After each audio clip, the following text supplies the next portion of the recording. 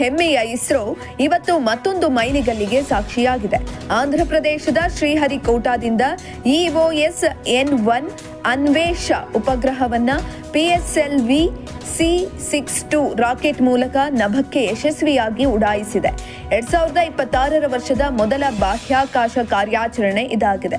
ಸತೀಶ್ ಧವನ್ ಬಾಹ್ಯಾಕಾಶ ಕೇಂದ್ರದಿಂದ ಬೆಳಗ್ಗೆ 10:17ಕ್ಕೆ EOS-N1 ಉಪಗ್ರಹ ಹೊತ್ತು PSLV C-62 ರಾಕೆಟ್ ಆಕಾಶಕ್ಕೆ ನೆಗೆದಿದೆ. DRDO ವ್ಯೂಹಾತ್ಮಕ ಕಣ್ಗಾವಲು ಉದ್ದೇಶಕ್ಕಾಗಿ ಈ ಹೈಪರ್ ಸ್ಪೆಕ್ಟ್ರಲ್ ಭೂವೀಕ್ಷಣಾ ಉಪಗ್ರಹ ಸೇರಿ ಒಟ್ಟು ಭಾರತ ಹಾಗೂ ವಿದೇಶಗಳ 14 ಉಪಗ್ರಹಗಳನ್ನು PSLV C-62 ರಾಕೆಟ್ ಹೊತ್ತೊಯ್ದಿದೆ.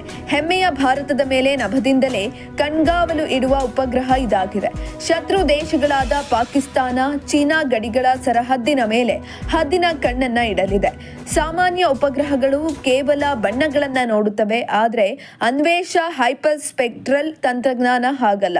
ಅವು ವಸ್ತುಗಳನ್ನ ಪತ್ತೆ ಮಾಡುತ್ತವೆ. ಗಿಡಗಂಟೆಗಳ ನಡುವೆ ಅಡಗಿಸಿಟ್ಟಿರುವ ಶತ್ರುಗಳ ಟ್ಯಾಂಕ್ಗಳು, ಕ್ಷಿಪಣಿ ಲಾಂಚರ್ ಅಥವಾ ಬಂಕರ್ಗಳನ್ನ ಪತ್ತೆ ಹಚ್ಚಬಲ್ಲದು. LOC ಮತ್ತು LAC ಅಲ್ಲಿನ ಶತ್ರುಗಳ ಚಲನವಲನ ಮೇಲೆ ಕಣ್ಣಿಡಲಿದೆ. ಹೊಸ ಕಟ್ಟಡ ನಿರ್ಮಾಣಗಳನ್ನು ನಿಖರವಾಗಿ ಗಮನಿಸಲಿದೆ. ಬಳಿಕ ಭಾರತೀಯ ಸೇನೆಗೆ ಅದರ ಬಗ್ಗೆ ಮಾಹಿತಿಯನ್ನು ನೀಡಲಿದೆ. ಕೇವಲ ಚಿತ್ರವಲ್ಲ, ವಸ್ತುವಿನ ರಾಸಾಯನಿಕ ಲಕ್ಷಣಗಳ ಬಗ್ಗೆಯೂ ಮಾಹಿತಿಯನ್ನು ನೀಡಲಿದೆ. ಸೇನೆ ಕ್ಷಿಪಣಿ ಉಡಾವಣಾ ಸ್ಥಳಗಳ ಮೇಲ್ವಿಚಾರಣೆ ನಡೆಸುತ್ತದೆ. ಯುದ್ಧ ಭೂಮಿಯ ನೈಜ ಚಿತ್ರಣವನ್ನು ಕ್ಷಣ ಕ್ಷಣಕ್ಕೂ ನೀಡುತ್ತೆ.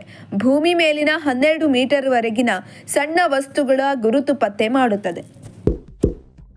ಇಂತಹ ಇನ್ನಷ್ಟು ವಿಡಿಯೋಗಳಿಗಾಗಿ ಲೈಕ್ ಮಾಡಿ, ಫಾಲೋ ಮಾಡಿ, ಶೇರ್ ಮಾಡಿ.